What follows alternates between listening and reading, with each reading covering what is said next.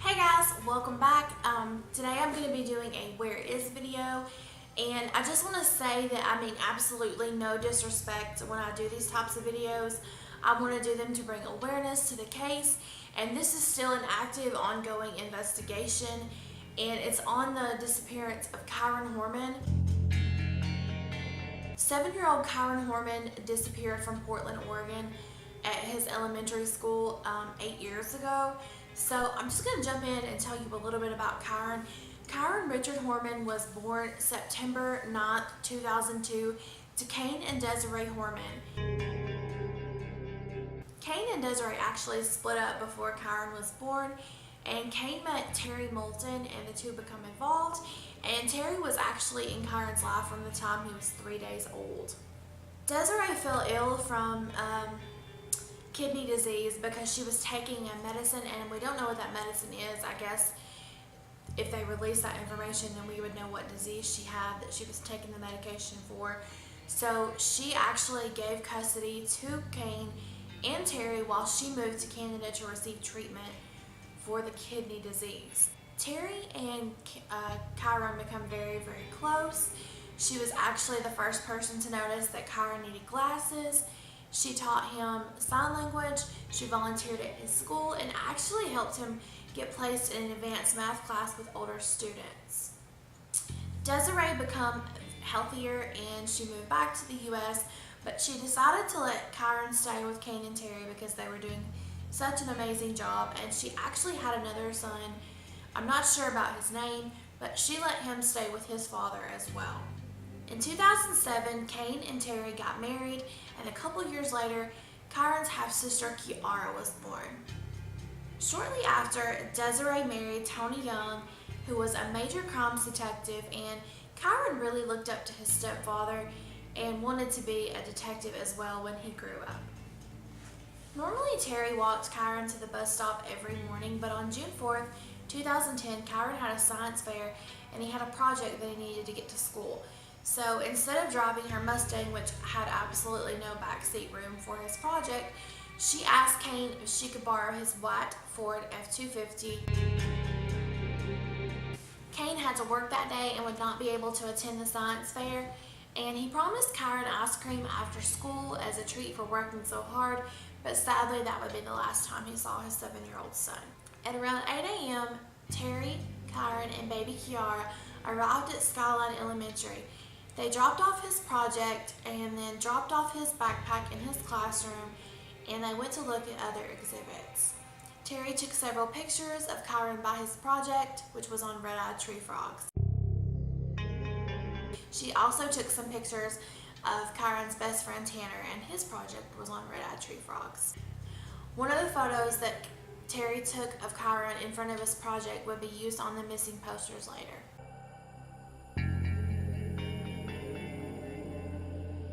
Before Terry left the school, her and Kyron had a little race up the stairs, which was something that they often did.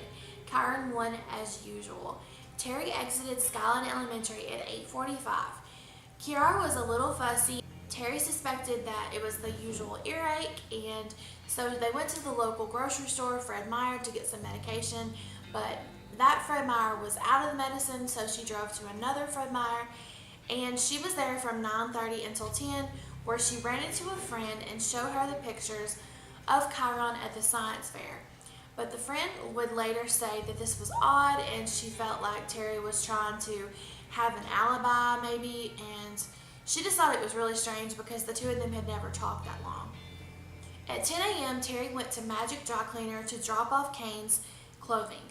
And then at 10:10, she claimed that she went to Michael's Crafts, but this was never able to be verified by law enforcement. It was only verified by Terry. Her whereabouts from 10:10 until 11:39 are completely unknown. Terry received a phone call at 10:39, and we're not sure who the phone call was to or anything, but it supposedly pinged off Sylvie Island, but I'll get to that later.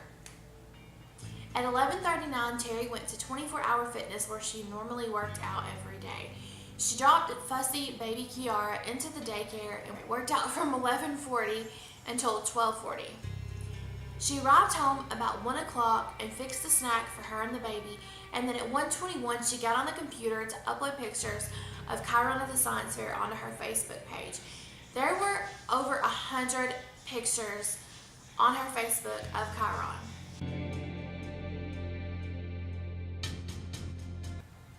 At 2 p.m., Kane arrives home and fixes himself a snack and showers. And then later at 3:30, Kane, Terry, and baby Kiara walked to the bus stop as they normally did to meet Kyron. But the bus driver had some troubling news. Kyron was not on the bus, so he radioed in to the school secretary, and the school secretary said that Kyron was marked absent that day. So they began to freak out, and 911 was called around 3:46 that day.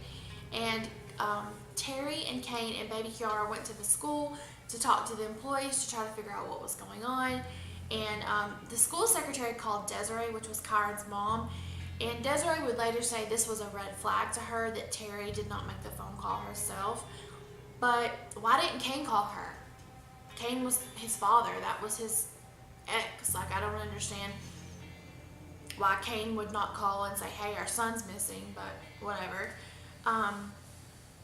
At 5:30, a rapid text message was sent out to parents of the students at Skyline Elementary to let them know that a 7-year-old boy named Kyron Horman never made it home that day.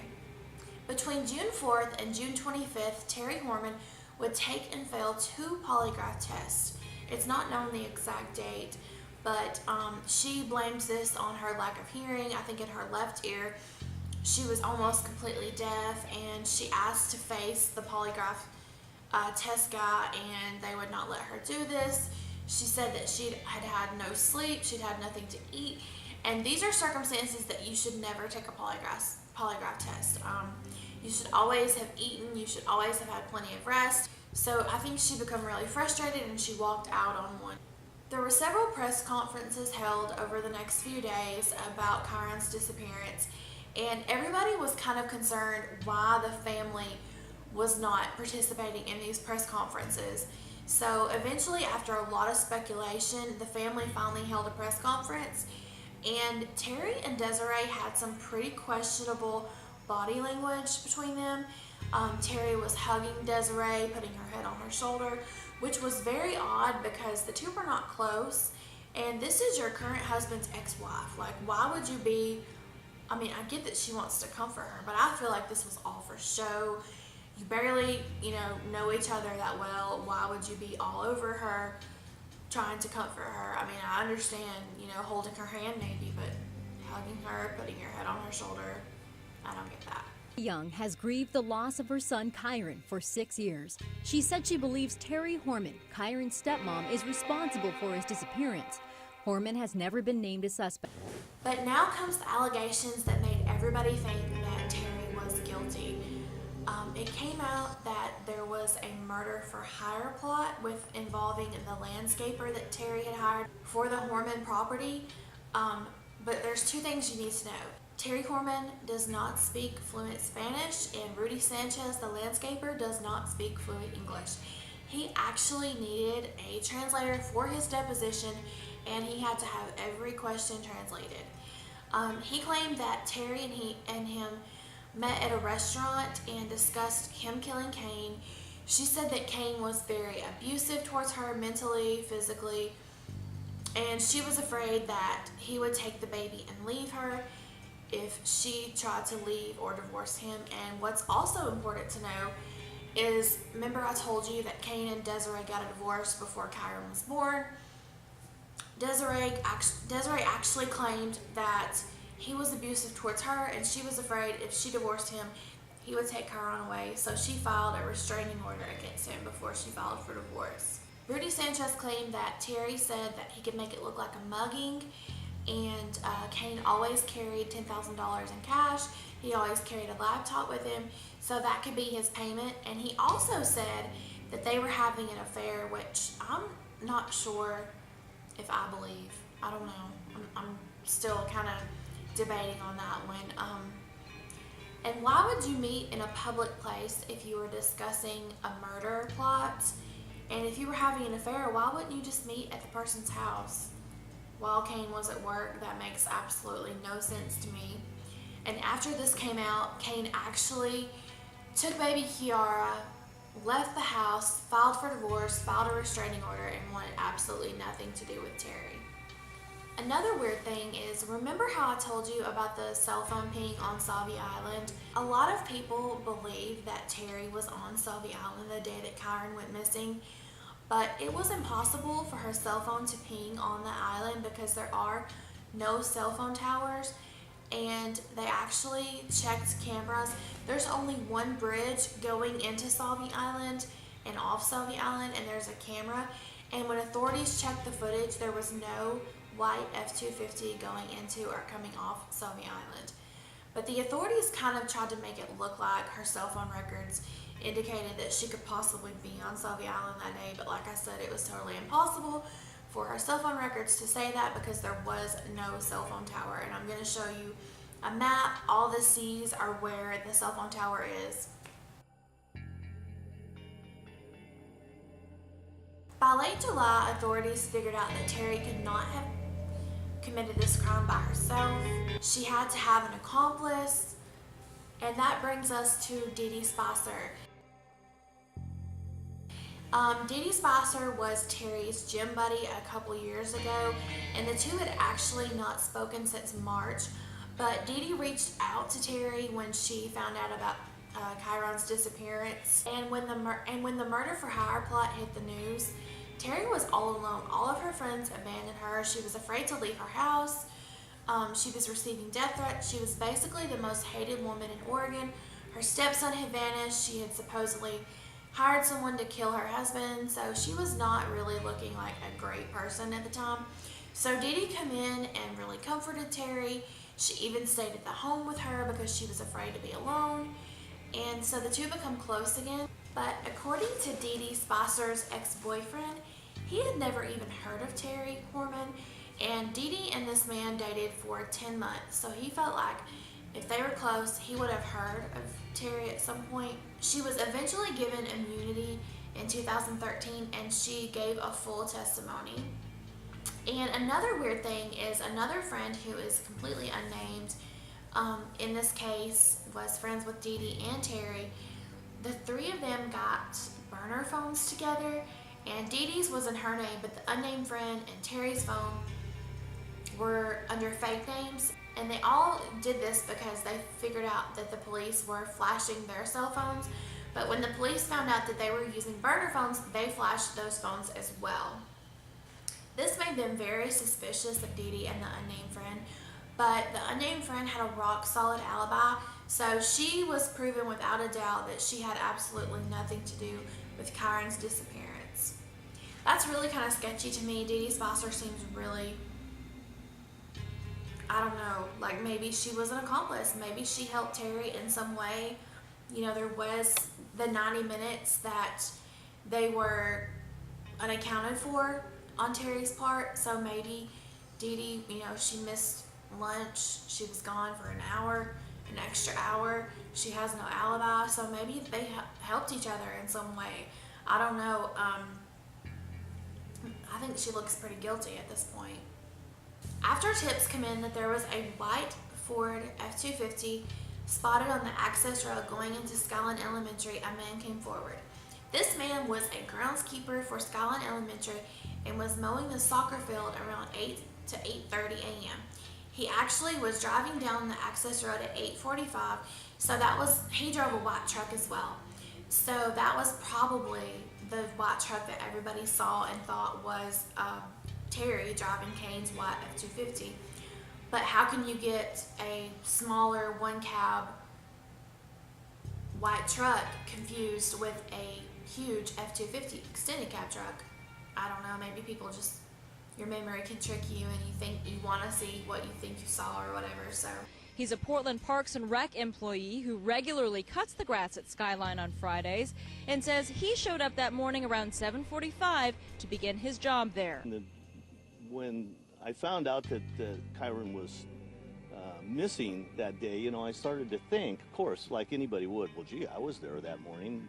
What did I see, or was there anything that was out of the ordinary for me. Stenson's information was potentially relevant because to get to the soccer field and mow the grass, he had to use the same gravel access road investigators are asking about in relation to the Horman truck and where it was between 8:15 and 8:45 that morning. Stenson has now clarified to investigators he believes he left Skyline around 8:45, perhaps as late as 9, and never saw the Horman's truck anywhere nearby. So if you thought the murder for hire plot is all that was going on, just wait. Michael Cook, one of Kane's old high school buddies, actually came out to help and search for Kyron. And he actually even organized a vigil for Kyron, and him and Terry exchanged numbers at this vigil. And I guess Terry was lonely and just needed a friend. Her and Michael kind of just exchanged innocent text messages here and there for about a week, but after a week, Terry got a little graphic and a little dirty. I'm not going to repeat those. I can show the text messages in a picture if you want to look at them. If you don't, just fast forward.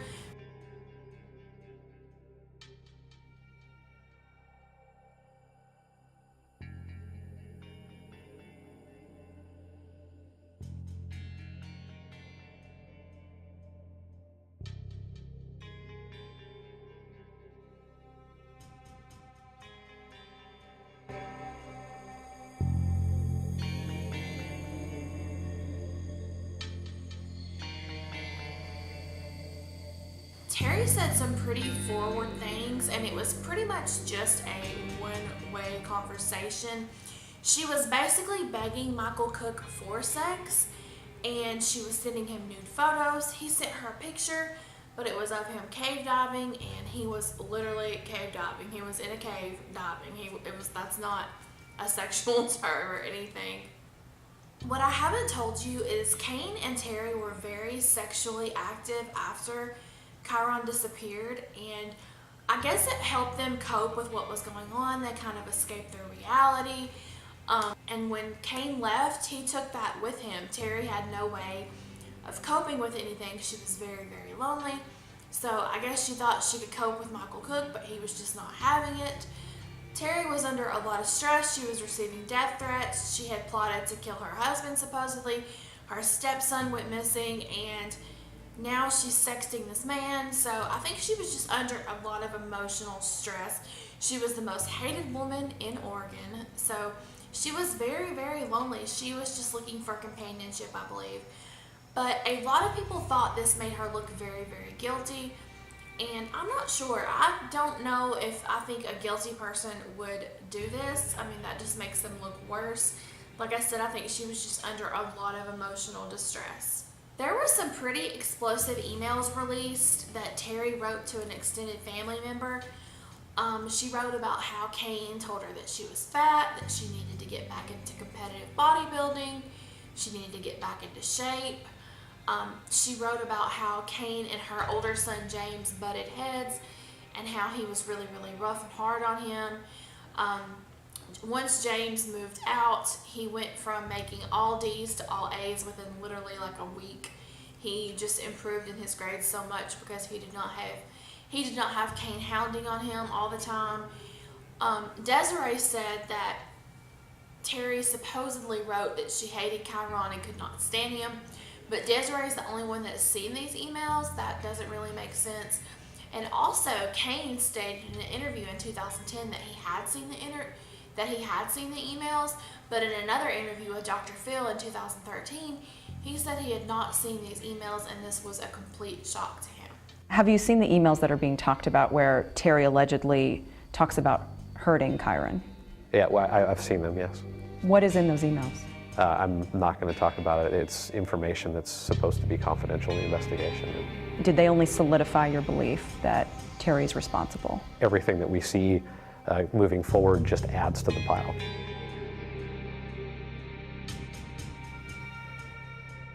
Okay, so the theories. Theory number one is that Kyron wandered off by himself and became a victim of circumstance. I don't believe that. Kyron is very shy and timid at this age, and if he did wander off, they would have found his body. The cadaver dogs would have picked up on his scent, so I don't believe that theory at all. Theory number 2 is that a stranger come into the school and took Kyron. This is very believable because there was a lot of people in and out of the school that day because of the science fair. There was also a talent show later that day, I believe around 1 p.m. There was 8 entrances and exits into the school, and they were not checking badges that day because there were so many people, friends, family, grandparents, aunts, uncles, coming into the school for the science fair to look at everyone's exhibit. So this is a very believable theory. But my thing is, if someone would have come in and took Kyron, there would have been a commotion, there would have been a scuffle, he would have been maybe screaming, or someone would have seen someone picking up a kid and running off with them like that. This is not my theory. I don't believe that theory. But I do believe theory number 3, and that is that someone Kyron knew took him.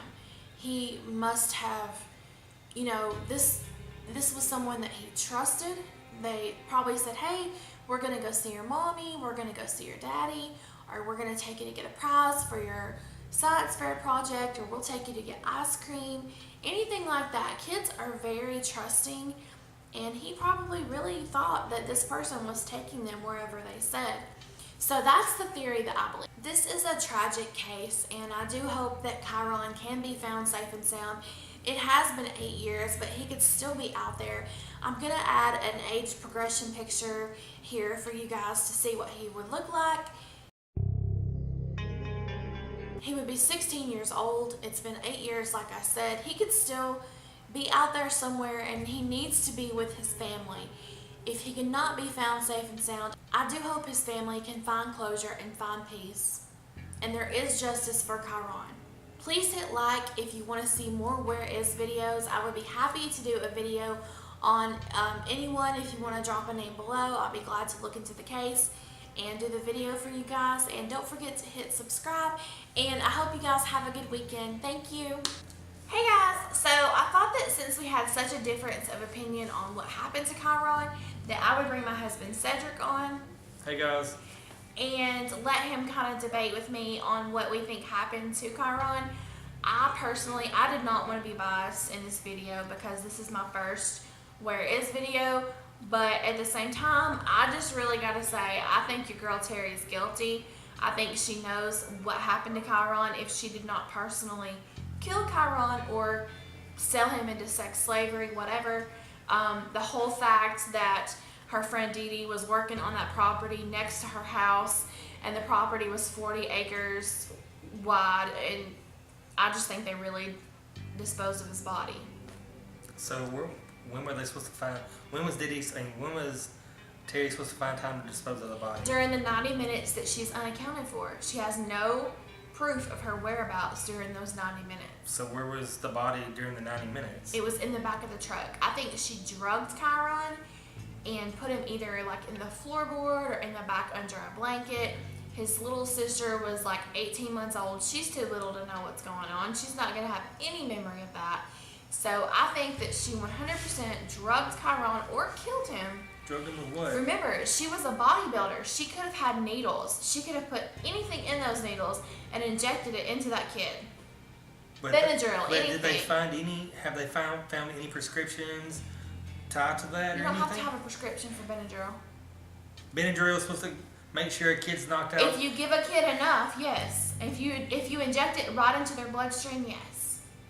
So you think that's more likely than a stranger that come to the science fair when they made it public and...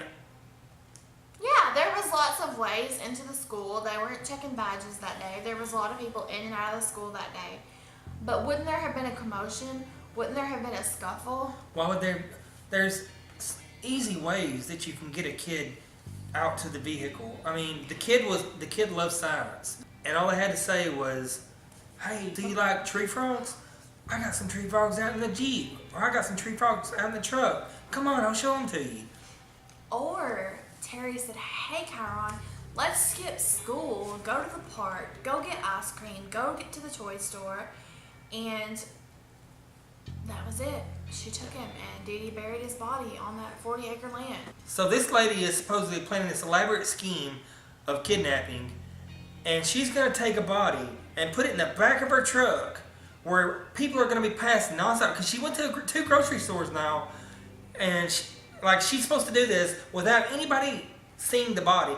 So she's in there nonchalantly talking to her friend when she's got a body in the back of her truck or a body in the back seat of her truck, not worried about anybody seeing that body. She would rather sit in there and have a conversation to try to make her alibi look strong rather than worry about a body in the truck. How does that make any sense? Because she was in an F-250, remember? F-250s aren't low to the ground. F-250s are tall. You can still see in the back of an F-250. My grandpa had an F-250. Okay, what are the chances that people are going to be walking by an F-250 to say, is there a 7-year-old body in there? Very, very not likely. But a lady is supposed to just have one. Why wouldn't she have somebody meet her? She did during the 90 minutes. Why wouldn't she? The only way I believe this happened is if she had somebody meet her prior to her going and running all her errands. But there's people that say, there's supposedly witnesses that say they've seen Kyron after she left. So how can you explain that? I don't know. Maybe witnesses lied. Or maybe they're just trying to find an easy scapegoat. I don't believe that at all. I believe your girl's guilty. I think that she knows what happened to Kyron if she did not kill Kyron. I think she wanted Kane dead, and she could not have Kane dead, so she killed Kyron. And she was pissed off because Kane and her son did not get along, so she thought she would get rid of Kyron so he wouldn't have his son anymore. Why would she do that to a boy that she cared about? Who says she cares about him? Really, all the photos and stuff on her Facebook page, Well, all the this is times what's that she also visited true. school and stuff, and she read to the Right. students and stuff. But that was before she had her daughter and before No, she had that was- postpartum depression. No, there's a picture of Terry holding baby Kiara while reading a book to the students. So that just throws your whole theory out the window. Okay, but postpartum depression, you don't understand. It can take time. She can eventually just kind of crack. So maybe over the year, I guess it was 18 months. I think Kiara was 18 months old when this happened. Maybe over the year and 6 months, she just lost it. I mean, Kane even said that she had several emotional disturbances. Not to mention, she was a bodybuilder. She was probably injecting her body with all kinds of crap. And that probably just... She used to be a bodybuilder. Did you not see pictures She of was. her now? That's why I said she was She a was fluffy bodybuilder. like me over here. That's why I said she was a bodybuilder. She's not a bodybuilder anymore, but she was a bodybuilder. And she injected her body with there's no telling what to make herself look like that. So maybe all that plus postpartum depression plus her emotional disturbances. And it was also said that Kane was having an affair. Maybe she did this to get back at Kane. That's a little far, I think. Why wouldn't she just cheat on Kane? People are crazy. This happens that's every a day. This happens every day. So you're saying she didn't care and it was postpartum depression, but why was she so worried about him that she took him to the doctor the day before to check and see if he had ADHD, and then come to the teacher and give her a paper to write down if she noticed any signs that he may have been having at school, because that's what the doctor suggested? If she was so crazy, as you said, going through the postpartum depression, why would she be worried about his health and doing all this stuff? And another thing, why did the teachers think he was absent when when Terry told the teacher that she needed this filled out so she could take Kyra back to the doctor? I have the perfect answer to that, and that's because she wanted to keep up appearances and look like the doting stepmother that she wanted everybody to think that she was. Yes, let me take Kyron to the doctor so people won't know that tomorrow I'm going to murder him. Isn't there easier ways to get rid of a body than going through all this trouble? Couldn't they have just went hiking during the summer? Couldn't they have just went swimming during the summer? Couldn't they went That would kayaking? have been too obvious. How would it be obvious? That happens to people every day. Because she wanted people to think that he disappeared while he was at school. That happens to people every day, and they get away with it. If she took him hiking and he fell off of a cliff, people are immediately going to look at her. What? Don't let me go hiking with this guy. So anyway, now you know my opinion, and now you know Cedric's opinion. And I'm going to cut it there, and I hope you guys enjoyed him being a guest. Comment below if you want him to be a guest again and you want to see us argue. Bye, guys.